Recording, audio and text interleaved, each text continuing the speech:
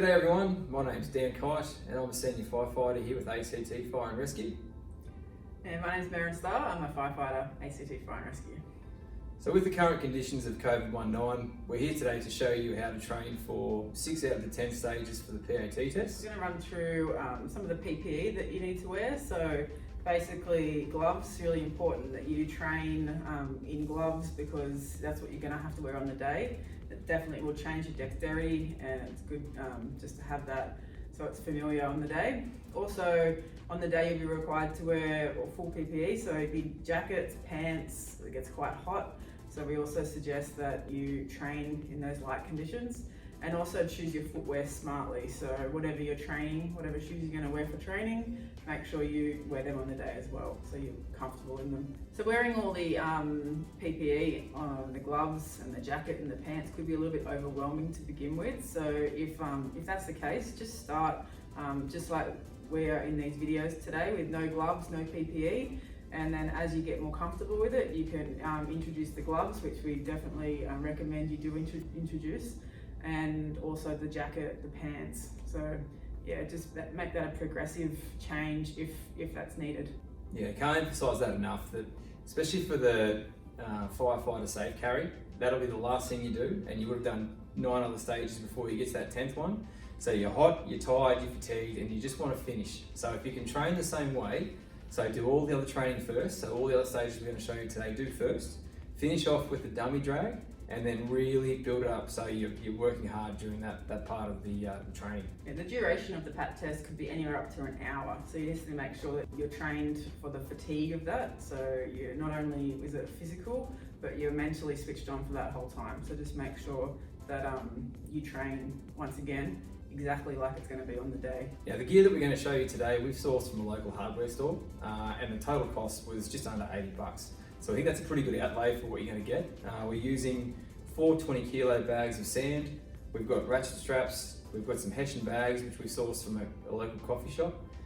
We've got a 20-litre foam drum, which we've sourced from the Hume training facility, but any 20-litre drum will do. Okay, as long as it holds 20 litres, then you've got the similar amount of weight, and you'll find out how dynamic it is carrying water. That's fine. With the 20-kilo bags of sand, if when you first start, it might be quite challenging, so you can start off lighter. So you could do your dummy drag training with just 40 kilos, and then as you get more comfortable, add that extra weight. Yeah, that big green bag, which is we're going to show you as well, that holds the bags of sand so comfortably. Yeah. So if you get to the point where you're dragging 80 kilos and you're feeling quite comfortable dragging 80 kilos, get another 20-kilo bag of sand in there. Okay. If you're doing more than what you actually need to do on the day, come the day, you'll be very confident that you'll be able to pass the test. Also with the training, starting now, 2 sessions a week should be suffice, and then as you do get more comfortable and it gets easier, increase that to 3 to 4 sessions a week. With the balance test, you really need to get comfortable holding an odd object around 17 kilos in front of you whilst balancing. So just make sure you switch that core on, keep your eye level straight ahead, and just get to the end of the balance beam. So with the 50-metre hose drag, the big things you've got to remember is to lock your core in, lean forward, drive with your legs, and you realise that at 25 metres you're going to have to stop and then restart, and that's going to be the hardest part to start again. So you really want that nice anaerobic push from that 25-metre mark. When you're walking, just hold the drum wherever's comfortable. Make sure you use 2 hands to lift it overhead and wait for that pause where you've locked out. Also, once you get back to the start, you can switch arms. So for the 10-metre hose advance, this is the heaviest hose we have to carry. So the start's the hardest part. So you've really got to drive your legs as hard as you can to get momentum up to keep going. So with the hydraulic lift, the hardest part's just holding that heavy weight out in front of you. So that's where a good, strong, solid core comes into play. So lock your core in, hold it tight, keep your elbow close to your body, and just practice that.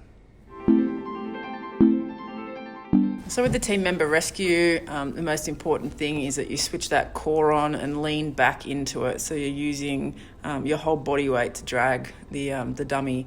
Make sure you don't want to stop. If you stop, it's going to be much harder to get going. So just keep a nice constant pace for the whole 60 metres.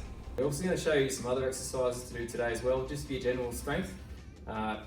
the big things that we think will get you through are core strength and grip strength. Okay, they're going to be the areas which are going to fatigue probably more than others. So if your core's nice and strong and you've got a nice strong grip strength, it's going to help you a long way.